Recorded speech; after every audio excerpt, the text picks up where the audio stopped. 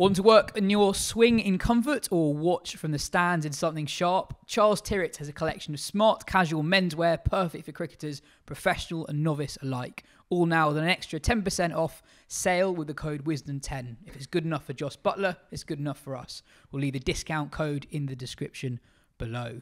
Hello and welcome to the Wisden Cricket Weekly Podcast. On today's show, we'll be previewing the SCG Ashes Test. We'll talk about the ongoing test series that are happening in South Africa and New Zealand, as well as a flurry of high-profile retirements, most notably Quinton de Kock's from the test arena.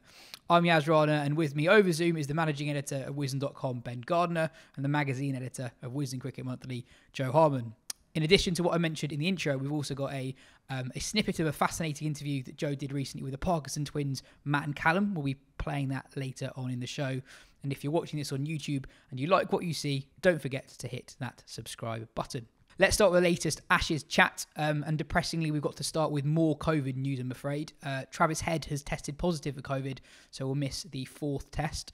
Australia have called up Mitch Marsh, Nick Maddison and Josh Inglis to the squad as cover. But Ben, you'd expect Usman Khawaja to slot in straight away for Travis Head, wouldn't you? There wasn't much between the pair going into the series, so should be a straight swap there? I think so. The only other possible thing they could do, there's been talk of trying to give Mitchell Swepson a game before Australia Cup tours the subcontinent, and he's likely to play a part there.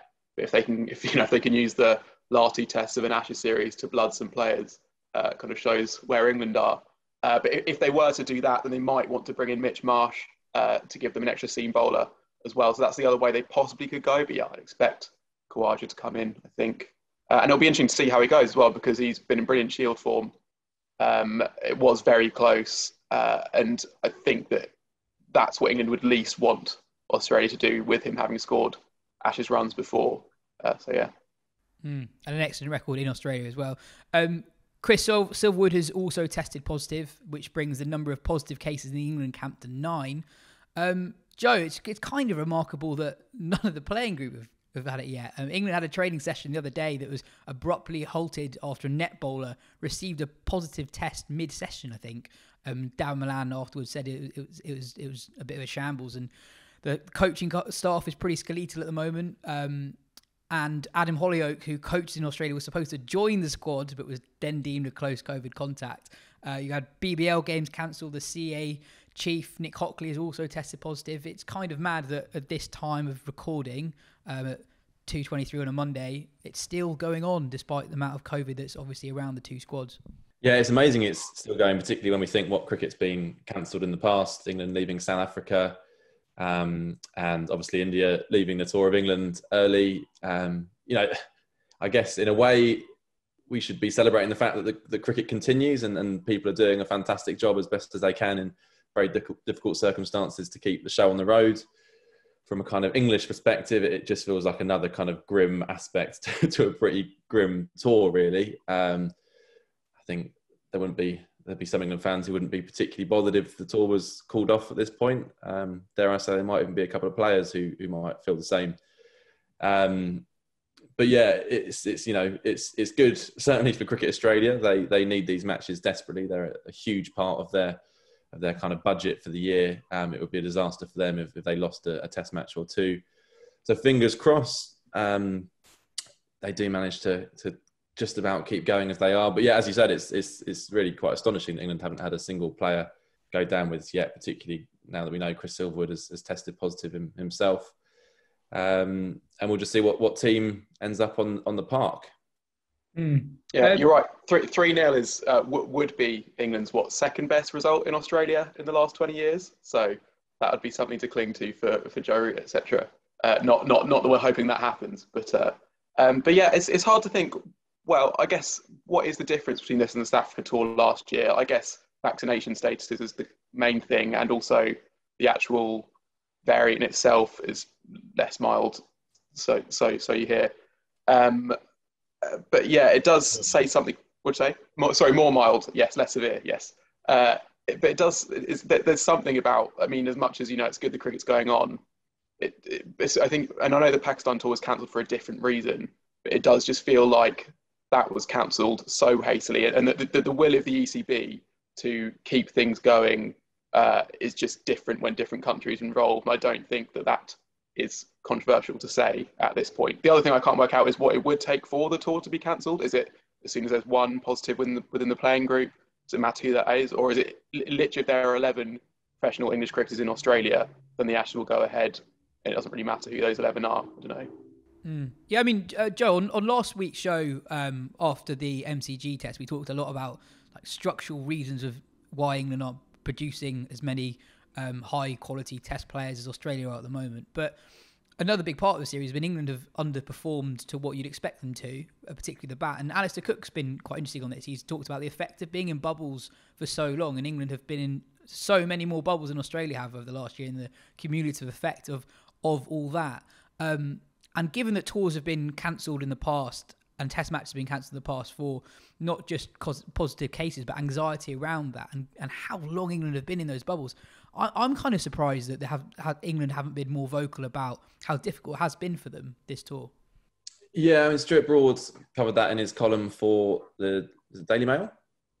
Yeah, in his column for the Daily Mail, did say that and said he wasn't making excuses, but England have spent a lot more time in bubbles than other countries over the last 18 months, 2 years. And that is certainly true. And in amongst all the rubbishness that we've seen, we do need to keep that in mind. I mean, the batting travails and the structural problems had all begun well before COVID, but taking this tour in isolation, I think you'd have to be... It's obviously had an impact. There's no denying it's had an impact on the players. And when things start to fall apart, as they have done, it must have even more of an impact. If you're winning, then perhaps these things kind of wash over you and aren't such a big problem. But when things are going bad and it just feels like everything is falling to pieces, then it is having a huge impact. I think England have been so bad in this series, though, that they almost can't address that. I mean, as I said, Broad touched on it in his column, but if they'd put up more of a fight, I think they'd have a bit more of a leg to stand on, and it would be seen as too pathetic. I think there would be so much kind of mirth coming their way if they were kind of whinging too much or dare we say it, wanting to go home. So I think they're kind of boxed in slightly. They've just got to kind of crack on and try and come out with some shred of pride after a miserable month. There have been a few interesting interviews in the past few days, both players, coaches alike. Broad, Anderson and Buttler, with varying degrees of conviction, have said they don't have immediate plans on calling it quits in Test cricket. But I guess that's not hugely surprising. They're unlikely to say that much mid-series.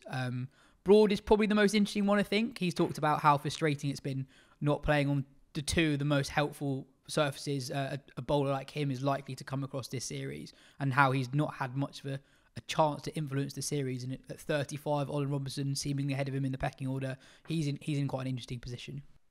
Yeah, I guess so. Because Broad, I guess, has been sort of on this slight downward path really for 3 years, maybe a bit longer, with that sort of that upward tick in 2020. I remember, was it after the first test or during the first test in the West Indies in 2019 that, Joe, I think you wrote a piece for the site about how Broad was quietly no longer first choice for England, and now I think he's definitively no longer first choice, and that third test was a must-win game. There were no sort of, and for a must-win game, you just pick your best attack. You're not trying to sort of manage bowlers or anything like that. And they picked Ollie Robinson ahead of him, and it's, Ollie Robinson as well. As much as there are some slight sort of things about fitness concerns about how can England bowl him into the ground, he does seem like he has played pretty much every game that he's been available for. And that might well continue, and he is a similar bowler to Broad. So I guess with Broad, it is a question of desire, because I don't think that England are yet at the stage where they'll be looking to sort of pension him off. I think if he is willing and happy to just be a kind of support bowler to get a game here and there when someone needs a rest or someone's injured, then England will be quite happy to have him do that, because he's still a very good test bowler, even if there has been a slight decline and Ollie Robinson has sort of come in. But I guess it'll be interesting to see how willing he is to do that, because I think he's spoken before the Instagram Live with Anderson, saying that he didn't think he would go on as long as Anderson has gone on. And that was, a year and a half ago now. And so Broad now would be a year and a half younger than they were during that chat. So it's actually getting to the point where if he were, so yeah, that is interesting that Broad has said that he wants to carry on. And I guess we'll see how he feels after two more defeats, whether he plays a part in them or not.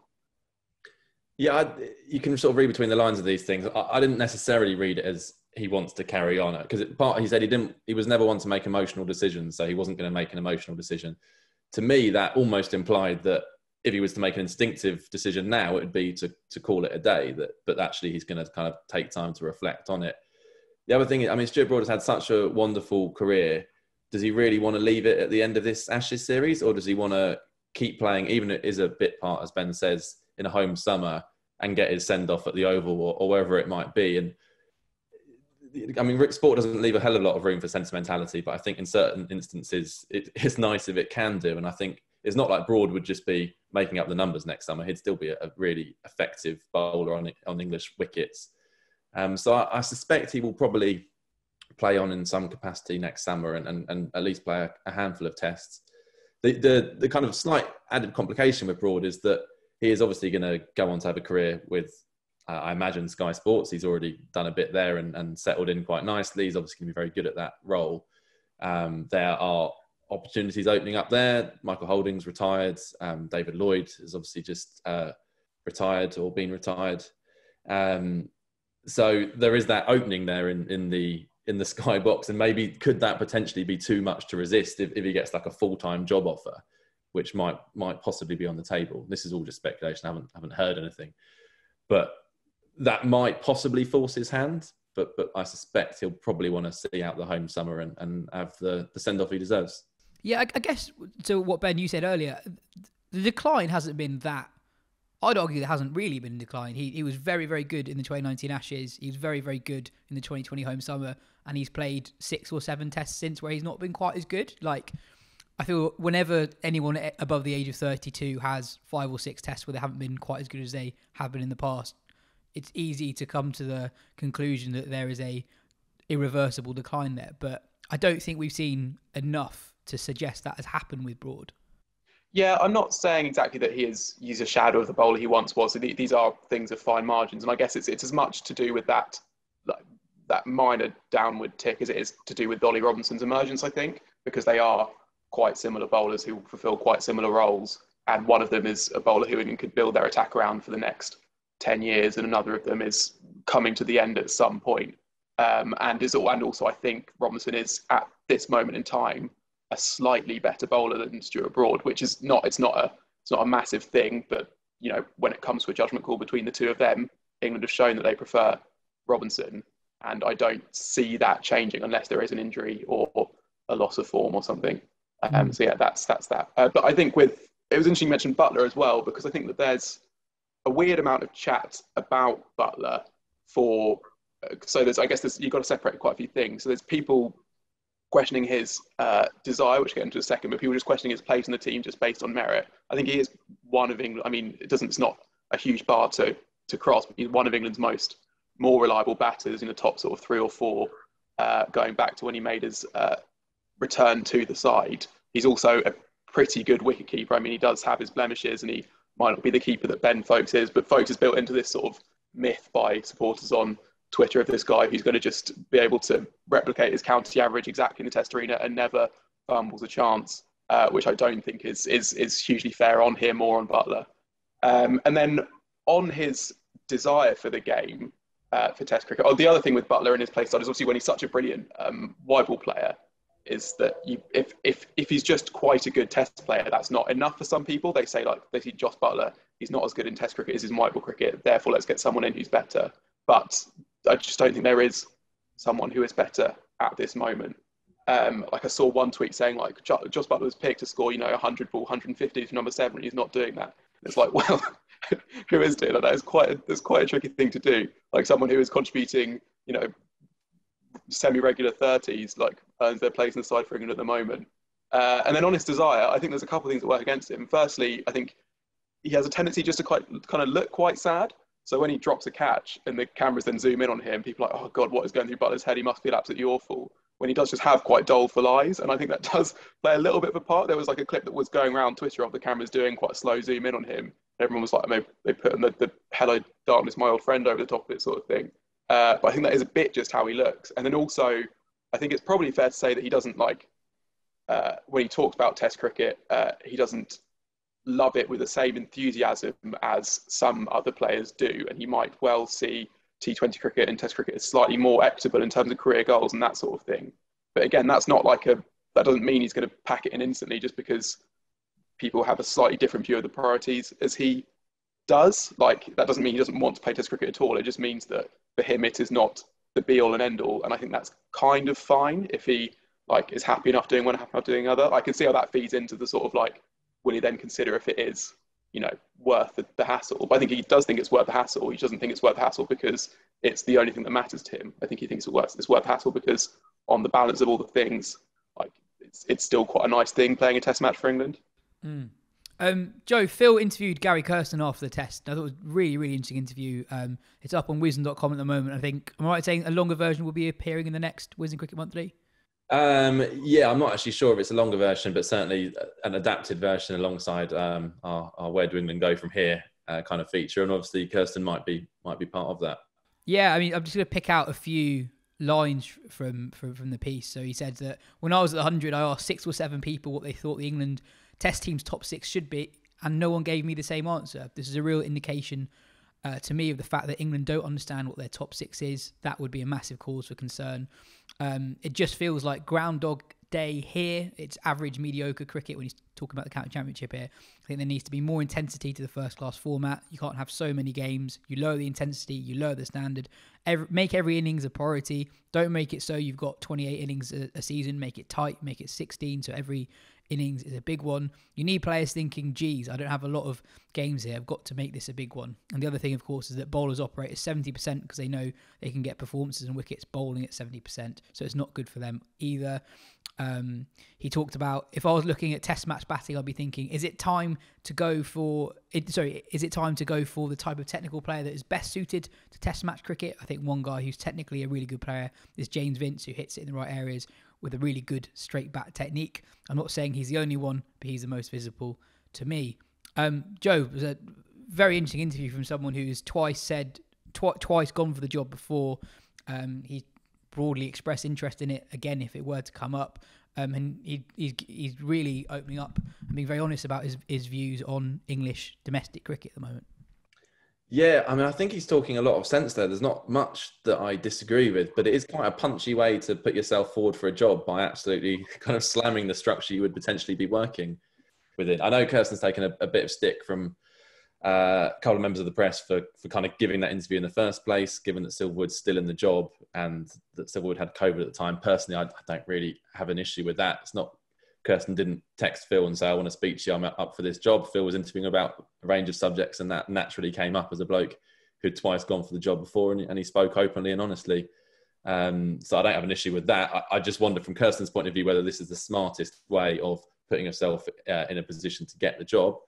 That being said, perhaps we got to a point where we are ready for these harsh truths and if someone says them, then they actually make themselves more appealing for the role. Someone who's prepared to come in and shake things up, which Silverwood was never going to shake things up because he was part of the thing in the first place. He was the bowling coach. He was, as Stokes described him a couple of days ago, he's a real player's coach. And, I know he means that in an absolutely positive way, but I also think that's quite revealing about how he sees him. There's a kind of a matiness with Spoons, who's been part of the setup for a long time. I think it needs, particularly with this quite inexperienced group, or likely to become more inexperienced if we see some of the old heads make way, I think they need a bit more strong, firm guidance. And I think Kirsten would be an excellent candidate to do that, as I thought he would when Silverwood got given the job a couple of years ago. There's also, I don't know who else, I mean, Jason Gillespie would probably be another name that would perhaps come into the frame. I think he would also be a really interesting potential target, very different kind of character to Kirsten. But I think they both would arrive with so much knowledge. Kirsten's obviously got a much better CV in terms of working in international cricket. But I think they would both bring so much more and something new to the setup, which is desperately, desperately needed at this point.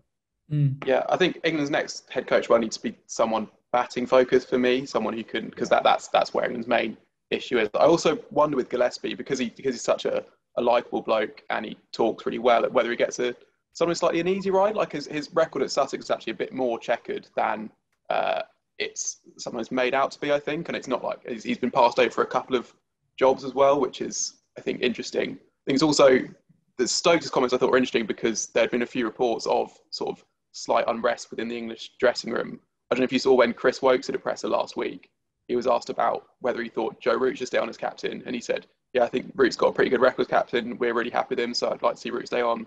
And was asked if Silverwood should stay on as coach, and said, to be brutally honest with you, it's not really my job to talk about other people's futures.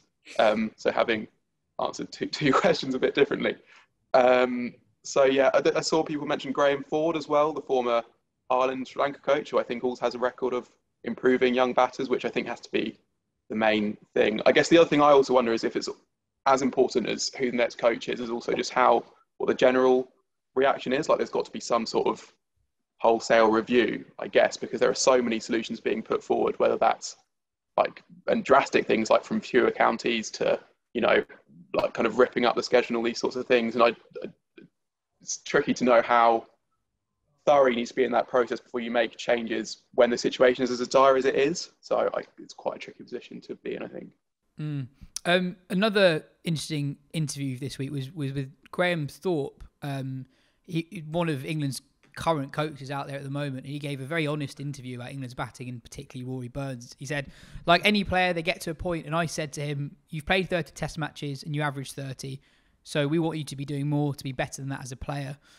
We've had discussions with him. Does he need a major overhaul of his technique or just to tinker with things? He needs to do the simple things better so he can calm things down with his movements and everything. We've been talking him through that. When players get a little bit of success, they then think my way is the right way, and then there's a balance to it. You can see certain things. I said to him, the best bowlers in the world are going to analyse your technique, and the right-hand column is going to tell you whether you're getting it right or not. Now we've seen he's a good fighting character, so I know that, but at the same time, you need a technique and temperament at the highest level. That's a very honest answer to give about someone who's in the current squad. Yeah, and I suppose the point, he's already had these conversations with Rory Burns, so it's not like he's coming out and slamming Burns to the press, but won't have had those conversations previous. And I think, personally, speaking as a fan more than anything else, I appreciate that honesty at this point. One of my main frustrations over the last few weeks has this been kind of refusal to acknowledge when there's a problem, and I think it's about time they did, and it would actually benefit the players if they did, rather than trying to pretend everything's all right all the time. There was another line in that Thorpe interview which kind of jumped out to me as well, with some players it's a wake-up call and can actually kickstart their careers because they've started training a very, very different way. They actually really start to train smart. They don't waste time fluffing, hitting half volleys. Well, that's good, I guess, but why weren't they training smart beforehand? I mean, that's coming from the assistant coach, one of the finest batting technicians. Why were they not training like that beforehand? And I think he also says that, he doesn't want to get in players' heads too much during a test series, and I completely understand that. But one potential positive among all the negatives of bubbles is that coaches have had a lot more time to spend with the players than they have done previously. And there is a lot more time outside match time to work with players. So whilst bubbles have had a hugely detrimental effect overall, this would seem one area where actually coaches have had the time to work outside of match days, outside of test series, with some of these players, and it doesn't seem to have happened. He's not the only coach or somebody who's worked with England recently to say that. Paul Farbrace to CricBuzz said something kind of similar, and Mark Ramprakash today, writing in The Guardian, said that when he was England's batting coach, when they went to Sri Lanka in 2018, England were successful with batting quite aggressively. They then went to West Indies a few months later, tried to bat in a similar way, and it just didn't work at all. And Ramprakash basically said that he had reservations about that approach before that had happened. Yet England still went and batted like they did. I guess people will wonder, Joe, these guys are coaches there, and they have these ideas and they weren't able to implement them, and it's quite a few. Yeah, they've got every right to wonder that. And I think you have to wonder if some of this is with the benefit of hindsight. If you've been part of that group and you're now saying it, were you saying those messages before? Were you getting them clearly through? In defense of Ramprakash, he gave an interview to WCM, I think it was about 2 years ago, to John Stern, which he talked about his frustrations during his time as batting coach. And he thought players just didn't really have the almost kind of mental fortitude to get through the hard yards, to do the hard work, to stick around, and would just want to go out and play their shots. And he expressed his frustration about that during his time as coach. I think it was 2 years ago. So he was making that point previously. Ramprakash isn't suddenly saying that now that England are doing badly. And you could also say, well, if Ramprakash was a really top coach, he would have got those ideas through and made a difference. And, you know, he'll have to hold his hands up and say that didn't really happen under his watch. But there does seem an uneasiness, an uneasy kind of balance there of players being quite stubborn, I think. And we've seen that with all this talk about whether you take an off-stump guard, which is obviously annoyed a lot of the England players. When I spoke to Ollie Pope, it was clear that it annoyed him. And I think for a young player who's struggling, I think they should be a bit more open-minded to these things, really. Not to everyone, not to us, really, if I'm being honest. But when you've got players who have scored thousands of test runs saying these things, they're saying them for a reason. They're saying with some sense behind them. And I've felt that for a while, that there's a kind of siege mentality among the England team that we do it our way. Well, fine, if you're going to win some test matches and score some runs, but the fact of the matter is they're not. So they really do need to start listening. And hopefully there is now a willingness to kind of welcome in some new ideas and be a bit more open-minded to the way they should go about things. And looking ahead to the SCG test, do you think England will make any changes? Trying to think the team they picked for the last one now.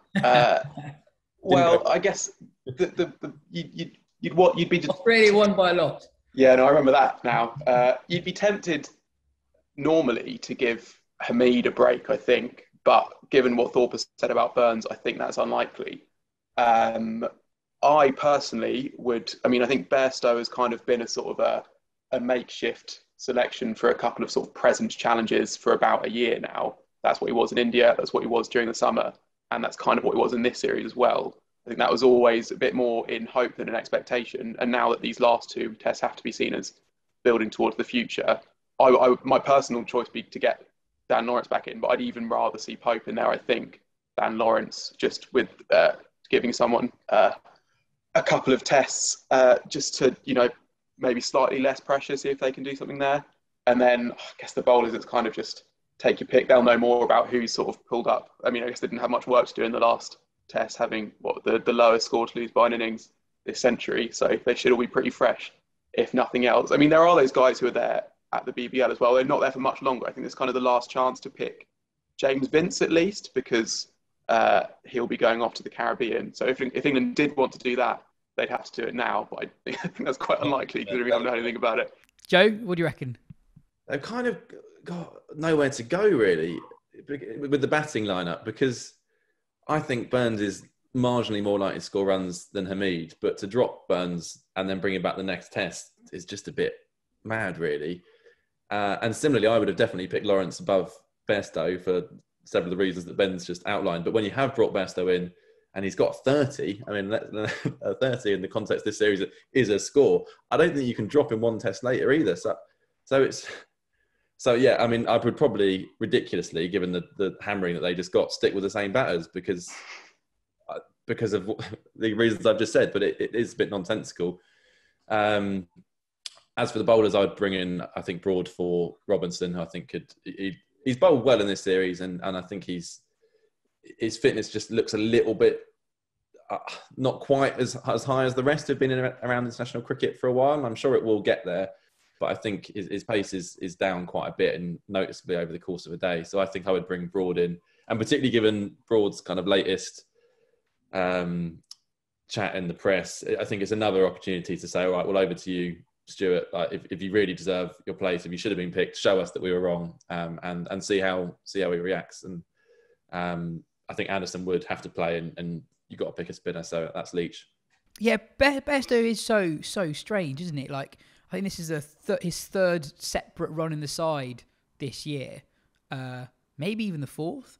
And he has actually looked okay. I know it's all relative compared to the rest of the batters. I completely agree with you, all your points on Lawrence, but it has felt at various points that he's a decent score has just been around the corner in a weird way. I thought he actually looked okay in the first innings at Melbourne, and there were times in the summer where he actually looked all right. He was out strangled down the leg side at Lords when it was pretty flat, and he looked pretty good. So yeah, I've been out 4 times in making, was it 5 in the second innings at as a last Yeah, test. yeah. I guess the other thing is almost a bit like Matt Parkinson, who we'll talk about later. I kind of wonder if there's something else going on there with Dan Lawrence, because for the outside, Lawrence has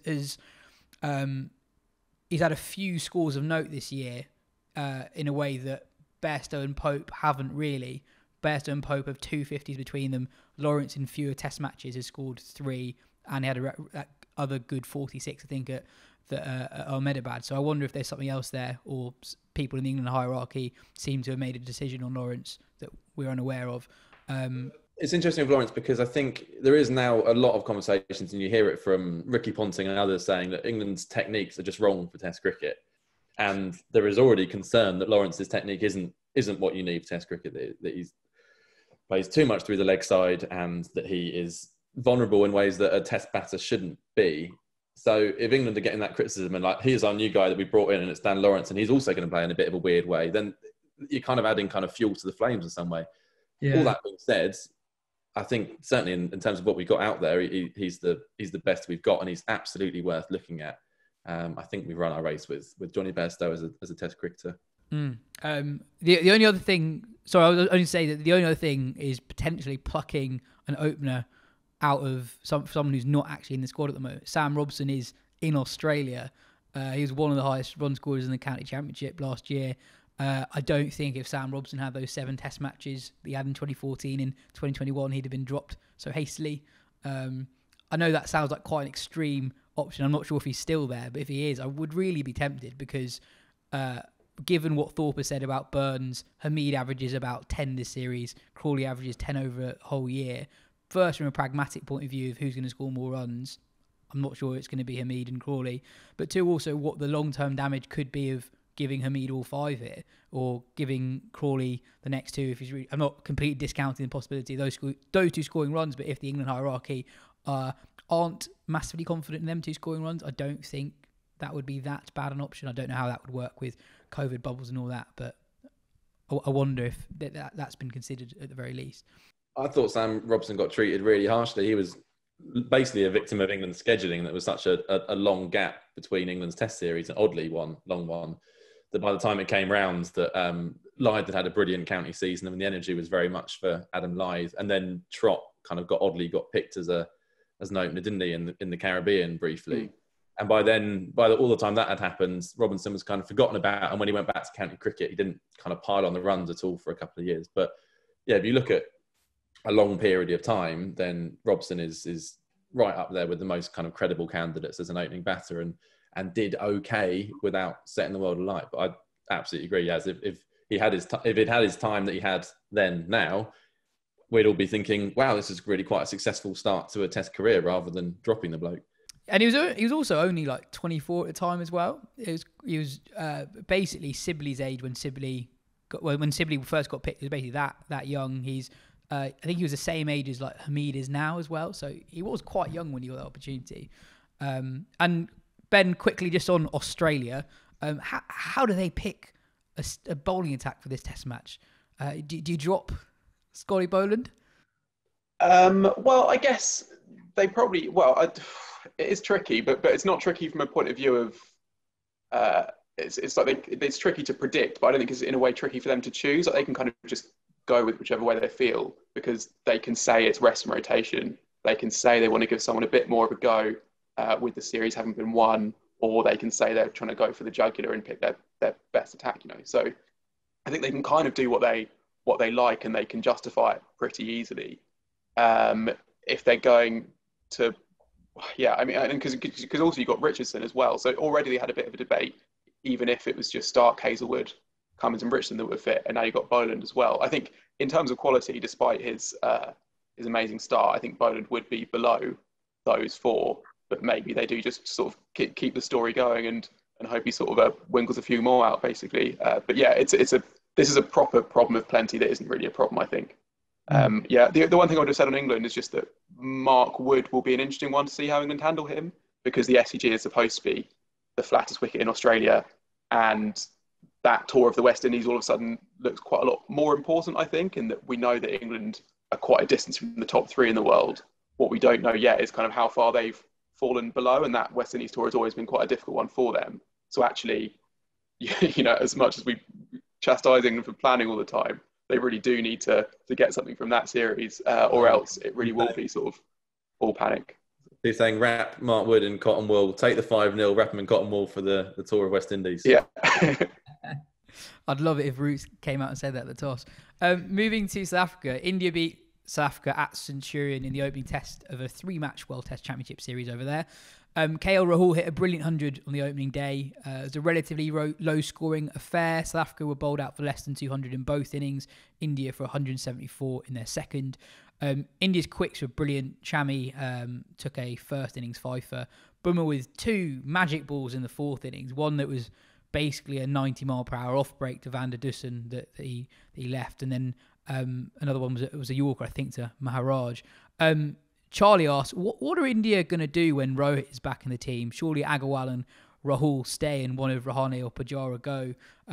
The first day, the second test match is going on at the moment. India were bowled out for 202. A couple of failures there for Rahane and Pujara again. Rahane did get some runs in the first test match. Agarwal got 50, by the way. And Rahul looked really good again in the second test. So, yeah, Ben, what do you think India are going to do when Rohit comes back? Well, it's different between what I think they will do and what they think they should do. I think Agarwal, I don't think is quite nailed down his spot. I would say that there are still questions over that he hasn't quite answered the overseas question because he's got a brilliant record at home. But away, there is still, still needs that big 100 away from home to properly show that he can do it in all conditions. But I would say that he looks more likely to score runs than Pujara or Rahane, especially. I mean, we've talked about Rahane quite a lot, but Pujara's form is almost as concerning. He averages like 27.5 in the last 3 years without 100, which is bad. I mean, there's a few mitigating things in that, last winter in Australia, he didn't end up with a brilliant average, but did play a big role just by blunting the ball for ages. But even that, there's only so far that can get you, and his ability to do that has diminished a bit as well. And then you also just face the problem that India. So firstly, India have loads of brilliant batters out the side. It's not just those. It's not just Rohit to come back. They've also got sort of Gill pushing quite hard for selection. Shreyas Iyer as well. Vihari wouldn't have played this test if Kohli hadn't got a back spasm. All of those you'd think will be the guys that they're looking to build the lineup around at some point. And I think the thing they want to avoid is having to bring them all in at the same time, which could quite easily happen. I think if India, because that batting lineup is more and more fallible, and it's fallible in a way that could end up contributing to quite a shock test series defeat. And if that happens, you're then looking for kind of wholesale solutions, and then you end up having to have a completely new look batting lineup all of a sudden, rather than sort of saying, okay, like, you are now our reserve batter, or you are going to go away and work on a few things. We're going to give this guy a run at number 3 or at number 5, and then doing it that way. So you are sort of transitioning rather than just like picking a whole new batting lineup, which is kind of what it seems like might have to happen at some point. So it's a long-winded way of saying I would have Agarwal at tricky when you then have to work out who to actually drop. Because also KL Rahul could possibly do a job in the middle order, but he is such a brilliant new ball batter. But I would look to play Agarwal and leave out one of Pujara or Rahane, I guess. That's interesting. Yeah, as you mentioned, Kohli's missing the second tester injury. Rahul is captaining India for the first time in Test cricket. From a South African point of view, Marco Jansen looks pretty decent. He's a enormous left arm quick who bats a bit and averages 17 with the ball after his first 1.5 tests. Dwan Olafur is back after a few years out playing in England as a Kolpak player. He looks a completely different bowler. He's about 20 Ks an hour down on what he was, and it might partially be to do with his recent bout of COVID, but his record in England for 3 years wasn't great. He averaged over 30 in each of his 3 seasons in county cricket. And yeah, he got picked up wickets on day one, but I thought he looked a shadow of the bowler who kind of burst onto the scene, 3 years ago now. But yeah, the big news, though, was this shock retirement from Test cricket of Quinton de Kock. He's just turned 29. He was due to miss the next 2 Test matches for the birth of his first child anyway, but he's announced that he's gone for good. Couple of stats for you. By the time Adam Gilchrist was Quinton de Kock's age, Gilchrist had only played 10 Test matches, and de Kock is one of just 2 wicketkeepers, the other being Gilchrist, to average over 40 and strike at over 70 with the gloves in Test cricket. Jo, what do you make of that news? We say shocked. I wasn't very shocked, to be honest. Not really. No, I mean, I remember a South African journalist a while back saying that de Kock's one of those characters who is unbelievably talented at cricket, but doesn't necessarily love it all that much. And he obviously quite likes it to have had a career in it, but it's not. He doesn't kind of live and breathe it. And you know, in lots of ways, I think that's a really healthy thing. And other cricketers suffer too much the other way from it being their everything. But it does mean that when stuff gets a bit tough, and you need to lose one of the formats potentially, then Test cricket is probably going to go for him, because it is the most demanding. It requires the longest tours. He's obviously not seen eye to eye with Cricket South Africa over a few years as well. So anything he can kind of do to perhaps put a bit of distance between him and them, I can see that as well. It's certainly, I say it's not a shot, it's really sad. I mean, it's terrible news for South Africa, who I was really heartened to see the kind of fast bowling stocks they've got now. This is a really good pace attack they've got against India, and that's with Nokia still to come back in. But their batting looks 2, possibly even 3 short of a really kind of the sort of South African batting line that we've become used to over kind of 10, 20 years. And de Kock was their best is their best batter and their keeper. So that's a huge hole to fill. So that is really bad news. And it's bad news for Test cricket. He's one of the most enjoyable batters to watch in Test cricket. He's played some wonderful innings, all types of different innings, but you always know that he's going to come out and play a shot. So he's a huge loss in that sense. But yeah, it's not one that took me hugely by surprise. Interesting. I mean, a lot of the reaction has kind of been getting to existential questions about Test cricket. Is this the beginning of the end? Looking at the understandable reasons why a player like de Kock would call it quits from Test cricket. It's not as financially rewarding playing for South Africa. You have short careers. It's completely fair enough for players to pursue money if they have such short careers. And he's so good at white ball cricket. He's about to have a family. Why not prioritise the short form stuff? And he started young. He's already had a long career. I absolutely understand why those concerns come to the surface, and it is a constant existential question that we're all struggling with as fans of Test cricket. But I wouldn't say this is really the kind of the precursor to a wave of these kind of retirements. I do think it was quite an individual case with de Kock for the kind of reasons I've outlined. I don't see a lot necessarily going to follow immediately. I don't. It's obviously something that needs to be kept an eye on, and even more so in countries like South Africa, like Sri Lanka, like Pakistan, where they don't get paid as much. Are we going to get to a point where the ICC have to make sure those balls are rich as they can keep the best players playing Test cricket? Well, that might well be a point we get to. I don't get the impression with de Kock it was just about money. I think he had just had enough. So I don't think we need to, whilst we are sorry to see him go, I don't think we need to worry too much about the state of cricket based on this particular retirement.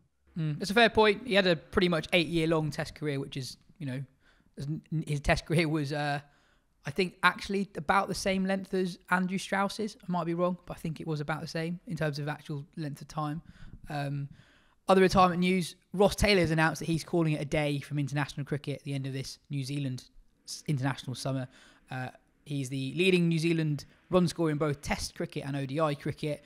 Ben, he's had an absolutely wonderful career, one that spanned over 1.5 decades.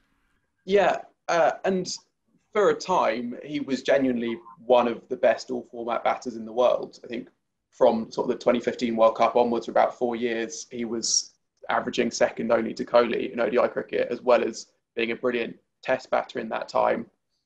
He's almost the batter that has helped New Zealand transition from being a team who were sort of plucky and happy to compete to a team who are one of the best sides in the world. He's done that in all formats, really. And he's done that even while having to contend with a few pretty difficult things. So there was obviously had the captaincy taken away from him in controversial circumstances in 2012. He was told either just before or during the first Test in Sri Lanka that he would have the captaincy taken away from him.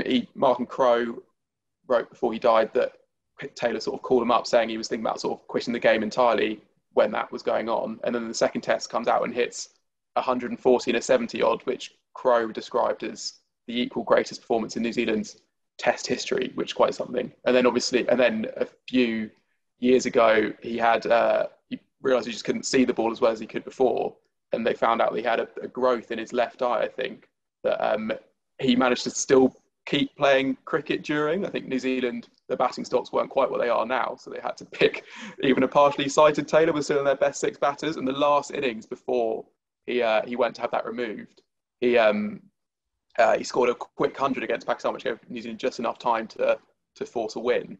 And then for the 2 years after, I think he averaged about 80 in Test cricket. So he's a proper great. He's been through loads and done it all with a kind of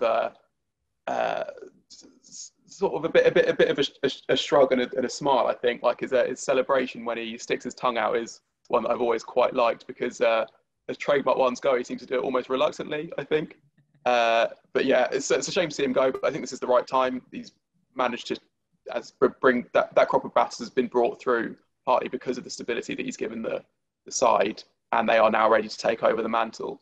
But yeah, an absolutely brilliant career from a guy who seems like a lovely bloke and who deserves a good send-off. Absolutely. And the other big retirement this week was Mohammad Hafeez. Mohammad Hafeez is gone too at the age of 41. The only Pakistani player to hit 12,000 international runs and take 250 international wickets. A fine international career. I've always described him, Joe, as one of the great survivors of Pakistan cricket. A lot's happened since he debuted in 2003, and 18 years on, he was still appearing in World Cups. Yeah, I kind of thought him and Shoaib Malik would maybe go out together, but Shoaib Malik still rattling on? I think so. Impressive. Yeah, I mean, they've both been written off so many times, probably by me many times. And I interviewed Hafeez quite a few years ago, and he's got the nickname the Professor, which I always take with a kind of pinch of salt. But when I spoke to him, I thought it absolutely stacked up. He was a fascinating bloke to speak to on all aspects of the game. He was very much interested in kind of the world game at large, not just his game or Pakistan. One of the more kind of one of those interviews that kind of stayed with me. I guess his time had probably come at 41. I mean, you might have said it came a little bit earlier, but he did have a kind of resurgence with the bat. Suddenly started kind of clearing the boundary in a way that I hadn't seen him do for about 10 years. Another wonderful career that, I mean, how many years was it? Did you say? Almost 20 years. 18 years. David in 2003. That's a good innings, isn't it? Yeah, well played. Absolutely. An excellent test is brewing up at Mount Maunganui between New Zealand and Bangladesh at the moment. Despite a Devon Conway first innings 100, Bangladesh bowled New Zealand out for 328, and Bangladesh are currently 401 for 6 in response. The 50s from Mamdul Hassan Joy, Najmul Hussain Shanto, Monwal Haq and Lytton Das. I guess, Joe, this is what happens if you don't pick Ajaz Patel. It's quite interesting, though, because they've got Joy and Shoriful Islam, who took 3 wickets in the New Zealand innings. Both those guys were part of the Bangladesh Under-19 World Cup winning side in 2020. And I guess, Ben, it's quite interesting. Both of us have covered Under-19 World Cups in the past. And you can get excited about players at Under-19 level. But I think it's fair to say that the standard is so far off, even domestic professional cricket, that it's quite hard to say if players who excel at that level will make it in the short run in international or even in the long run. So I guess for Bangladesh, it's so encouraging that this early on in that cycle, less than 2 years after that tournament, 2 of those guys are seemingly doing well in a test series against one of the best sides in the world. Yeah, I guess when you're trying to judge players in those Under-19 World Cups, often it's best because you get it's not just that the overall standard is less, you get some sort of real gimme innings, I guess, because you do get I remember New Zealand, when I was there in 2018, scored 400 and something against Kenya Under-19, I think, with 3 of the top 4 making quite quick, or maybe 2 made big hundreds, and then Finn Allen hit a 40-ball 90. So you've got to, I think you've almost got to make the calls based on a few sort of crunch moments against bowlers who you can see will quite soon be international class. I remember in that tournament, Shubman Gill played really good innings against Pakistan, and one of their bowlers was Shaheen Shah Afridi, and he played him really well. And that was that felt like, okay, you can now say with reasonable amount of confidence that this guy's pretty good. And I guess that's what some of the Bangladesh players would have done against India. But yeah, it's hugely encouraging for them. I mean, obviously, you you might have a couple guys who start strong and then fade away. But I think Lytton Das is almost the most encouraging one, because he's been really good for a while now. He's averaging just under 50, I think, since the start of 2019 or 2020, I think. And it was for a long time a player who, like, they maybe would say would throw it away a bit. There was a sort of a few minor controversies and stuff, and now is properly like kicked on to becoming the player that I think Bangladesh coaches and fans always thought he could be. And to have just I think that they're one of those teams that will often have a few stalwarts in the batting order around whom a few guys who might like stick around or might fade sort of play. And if they found another one there, then that's absolutely huge. On the test itself, I fancy it'll peter out to a reasonably tame draw. And Bangladesh have batted quite slowly, so they'll need to either really up the gears, and even then they're giving themselves 4.5 sessions to bowl out New Zealand, but with New Zealand possibly able to get a lead at some point, which reduces the time available. And I think that one of the things that New Zealand are pretty good at, and not to bring it all back to England, but one thing that England can really learn from is how to just manage a test match that you're not doing that well into a draw. They did the same thing to England in 2019, if you remember. I think in the game Roy Burns made the 100 in, and they just I think Taylor and Williamson both made 100 on the final day and just completely took the tension out of it. So I fancy that's the way it will go, but I would love to be proved wrong. Yeah, worth saying as well, Bangladesh without Tamim Iqbal or Shakib Al Hassan, so it's not the same old names doing it for them. The Sight Screen Cricket Journal asks, are there any lessons that England could learn from the way Bangladesh have batted so far against New Zealand? I think one of them is just kind of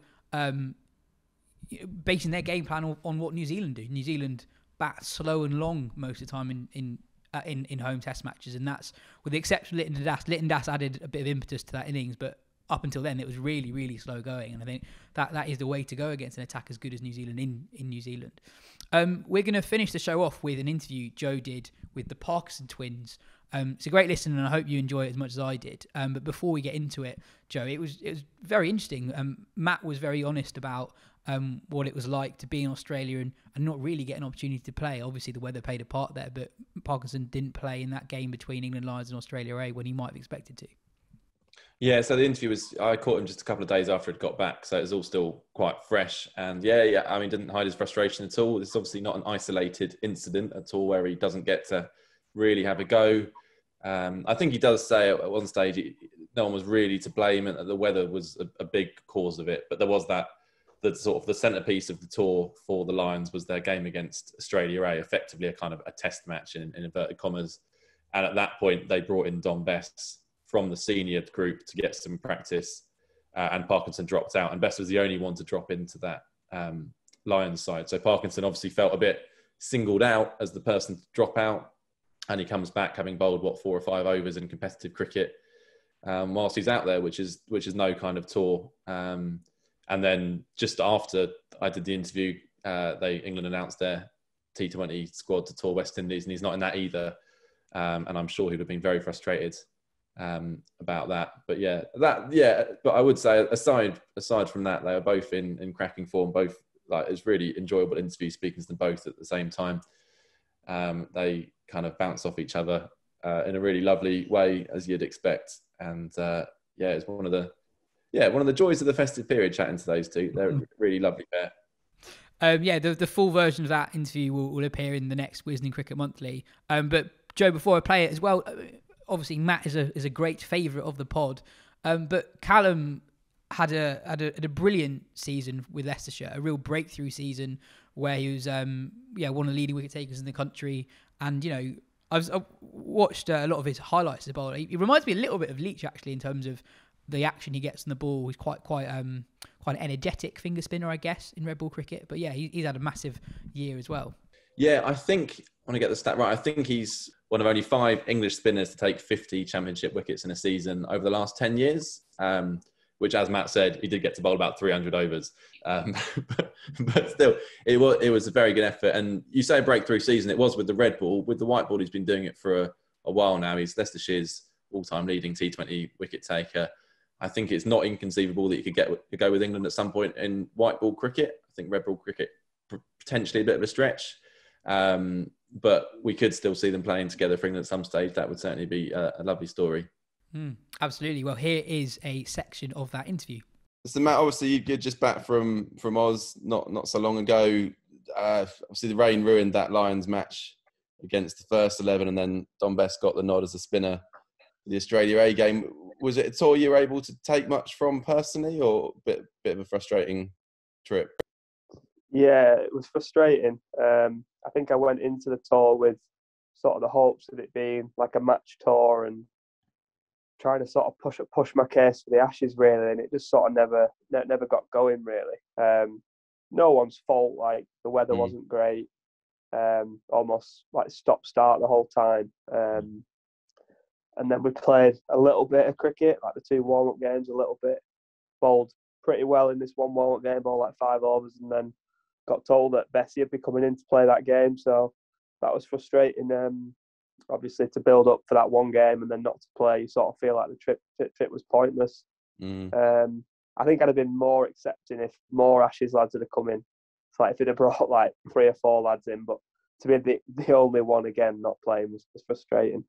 Yeah, I'm sure. I think a lot of people were surprised that you guys came home when you did, and that maybe a few of you didn't stay out there to support the full squad, especially given that it's obviously not going very well. Was there any discussion about that you might stay out for a bit longer? No, nothing. No? Didn't really. From it quite sort of early on in the trip, you sort of got the feeling that no one would be staying out really. It was quite separate, the two squads. We trained separately. It might have been different if those 2 warm-up games hadn't been so stop-start. But yeah, I had no like chats with anyone about staying out, and I don't think I probably got the chance to show that I was worth staying out really.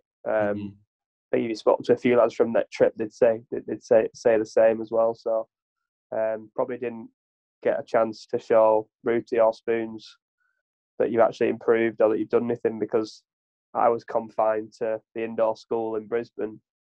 I bowled 5 overs in 1 warm-up game and 2 overs in the other. So, yeah. And then to obviously miss out on selection. But I think even before that last Lions game, we'd all been like, no one had been told he was staying. Like Liam Norwell got 5 for Brace, got 100.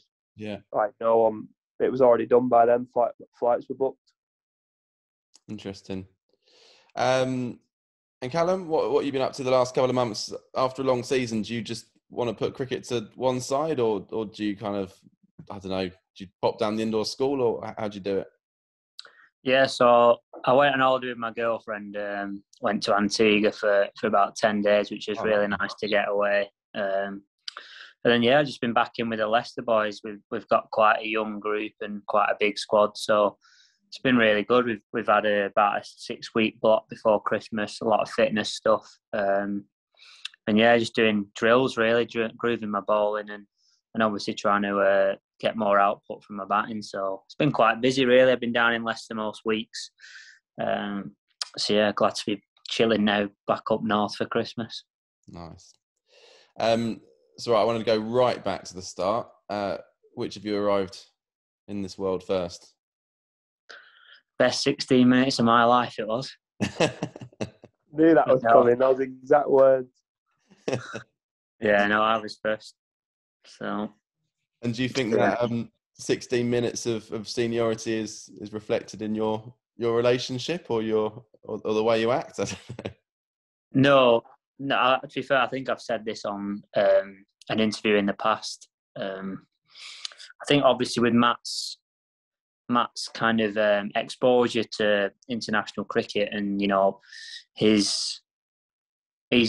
very different people. I know we're identical twins, but we've got quite different personalities. He's probably slightly more, he'll probably say himself, he's a bit more confident, a bit more self-assured, kind of brash version of me, basically. So, and I think stuff in his life happened kind of earlier than mine, in terms of like he fled the family home earlier, and he was probably slightly more intelligent. So he's always took on kind of the senior brother aspect, despite me being, 15 minutes older. But, I'd say I'm probably more sensible and a bit more of a calmer head.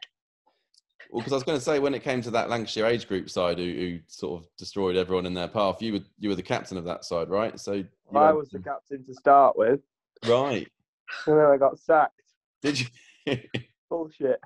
I think so under 17s, when we were actually 17, I think they realised that I was fractionally more level-headed and could probably reason and relate to a few more of the lads than Matt, who, by his own admission, was chest out. You know, he was unbelievable as a youngster at that age. So probably couldn't relate with lads that were struggling. I reckon it's something he'd probably admit himself. So I think probably him getting the sack was the reason we won the double. No, I disagree. I mean, I probably couldn't understand. I probably struggled to understand why some people couldn't do what we could do. And I think if I'd have captained that team that Callum captained, it'd have been a lot easier. But I captained the year before, so a year young when I was 16, and we weren't. They tried to play a few of the actual year above, didn't they, to start with? They didn't play as many of like that unbelievable age group side that we had. So I really struggled like captaining these lads that I just thought my mate should be playing here instead. So I'd had a few ding-dongs with the coach, because I don't think you started in the team, did you, straight away? And like people like Josh Bahan and Harry did, and they didn't start in straight away. And I don't think that did me any favours. Sort of having a fight with the coach and the manager, trying to get lads from my age group in. Sure. But yeah, I think I'm more of a vice captain sort of person. So what was Matt like to captain then in that side, Callum? He was really good, to be fair. I think the thing you don't see with him, even now, is that he's got a really good cricket brain. And he looks quite kind of aggressive and, you know, like the world's against him when he's bowling. And even back then, like, he'd get down in the dumps if he went for a couple of boundaries. But, you know, he'd just chuck in the ball and you knew you had 20 overs locked in. And he was, you know, he's not going to give me any shit either, you know. He knew that I wouldn't stand for any of that. And yeah, he was fine. We'd have the odd spat because we were both so competitive. And I think, like that Cameron said in his interview, we had such a competitive age group, such a kind of a will to win, that we did clash at times, especially me and Matt, obviously, being twins. But no, it was easy to captain. You just knew what he was going to do, and yeah, he was fine. Yeah. I'm hoping I get my kudos for the year before when I bowled you when I shouldn't. Yeah, so I'll run the story for you. So I changed to spin for the first time properly as a 16-year-old playing under 17s. Okay. And I kind of played because I could bat as well. So I kind of batted at like 5 or 6 and basically played because I was a talented cricketer.